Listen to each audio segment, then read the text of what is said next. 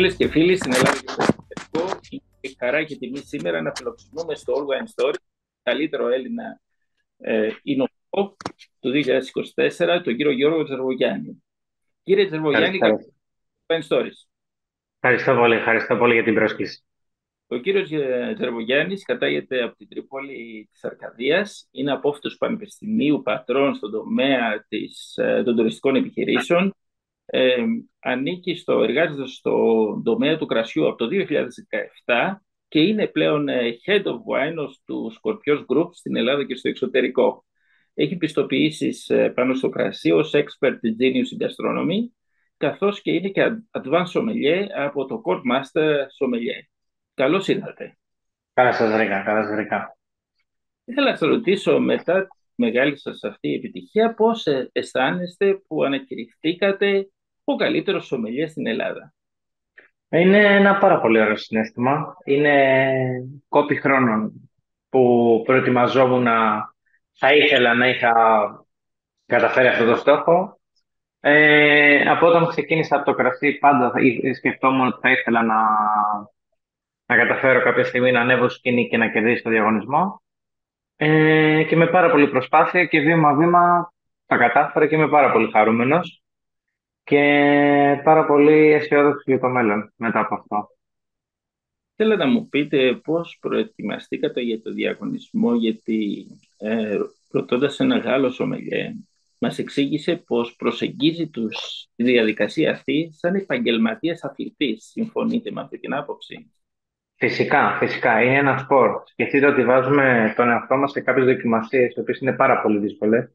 Δηλαδή, κάθεσαι και διαβάζεις πάρα πολύ στοχευμένα και με consistency για αρκετό διάστημα και με πάρα πολύ ένταση. Γιατί είναι πάρα πολύ μεγάλος όγκος πληροφοριών που έχουμε να απομνημονεύσουμε.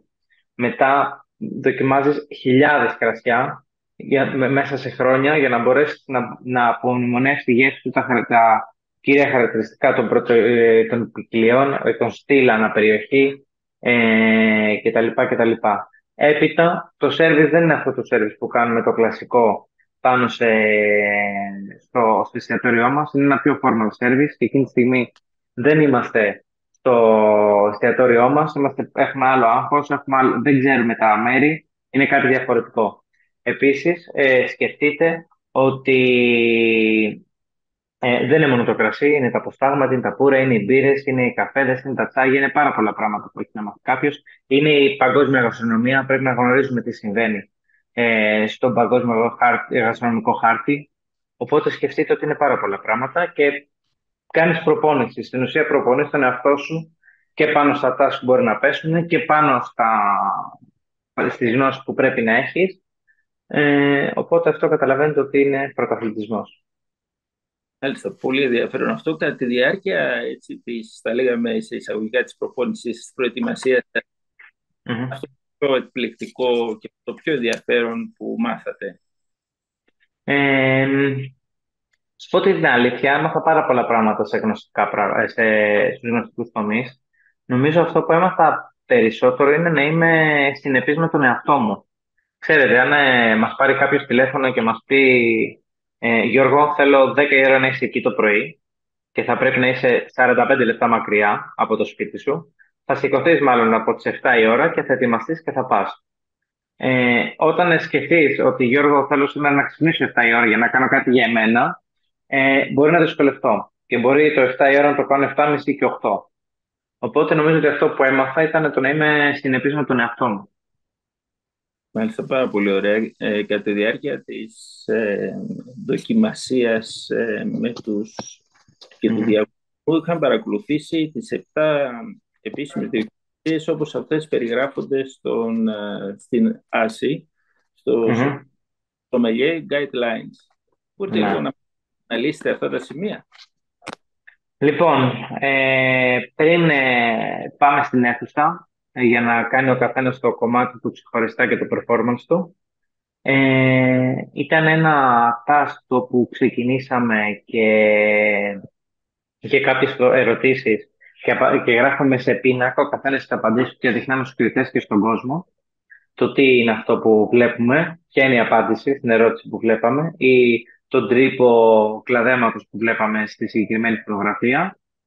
Και μετά ο καθένας από εμάς, οι δύο, ο δεύτερος και ο τρίτος που θα ανέβαινε στη σκηνή, πήγαμε σε ένα δωμάτιο και ο πρώτος έμεινε στη σκηνή.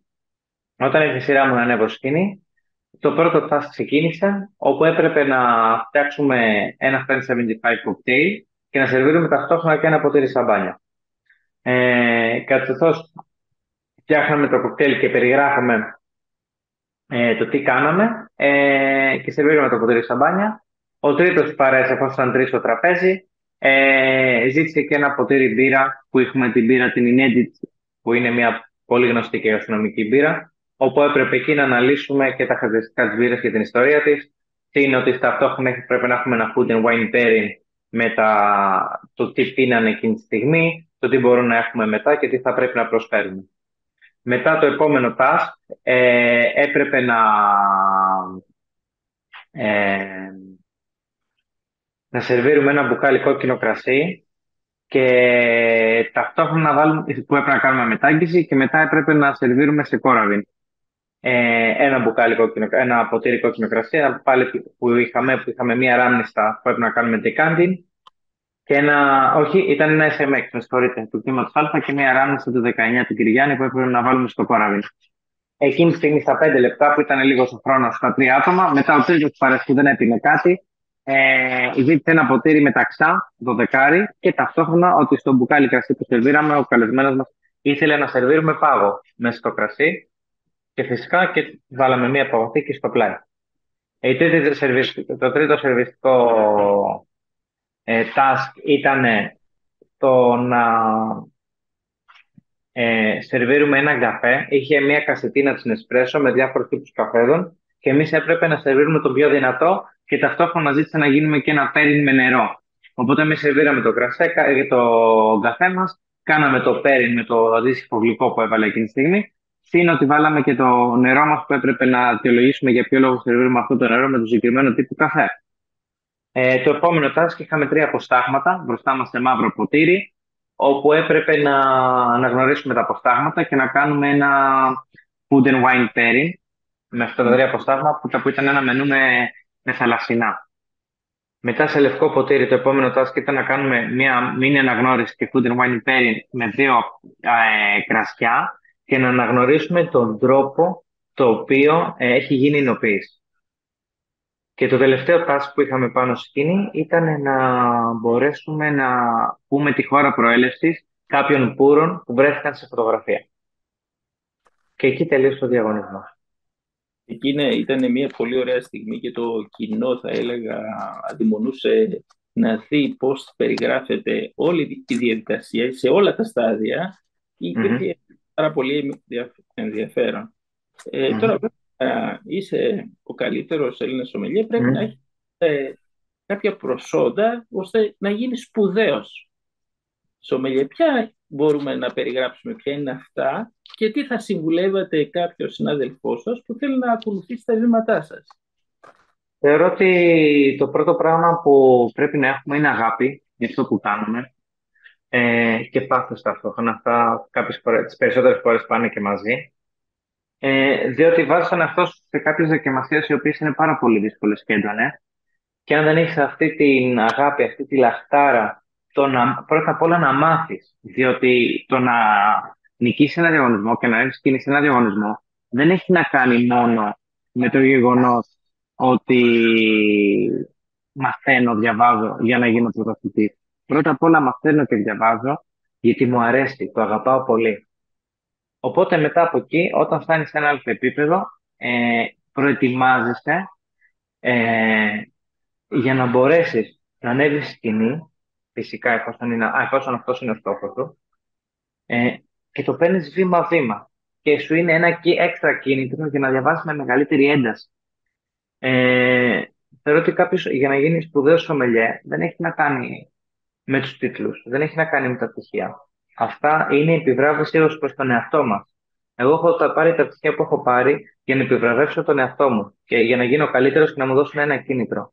Θεωρώ ότι αυτό που πρέπει να έχουμε είναι αγάπη πρώτα απ' όλα και μετά να έχουμε consistency σε αυτό που κάνουμε. Εφόσον καταφέρουμε και έχουμε συνέπεια, μπορούμε να καταφέρουμε πάρα πολλά πράγματα. Μάλιστα, πάρα πολύ ωραία μας τα έχετε πει. Ήταν πολύ ωραία συνέντευξή σας εδώ στο All Wine Stories. Εμείς από την πλευρά μας θέλουμε να σας ευχαριστήσουμε που μοιραστήκατε και τις γνώσεις και τις εμπειρίες μαζί μας και σας ευχόμαστε τα καλύτερα στο μέλλον και πρωτιές στους παγκόσμιους διαγωνισμούς. Ευχαριστώ πάρα πολύ. Να είστε καλά. Ευχαριστώ πολύ.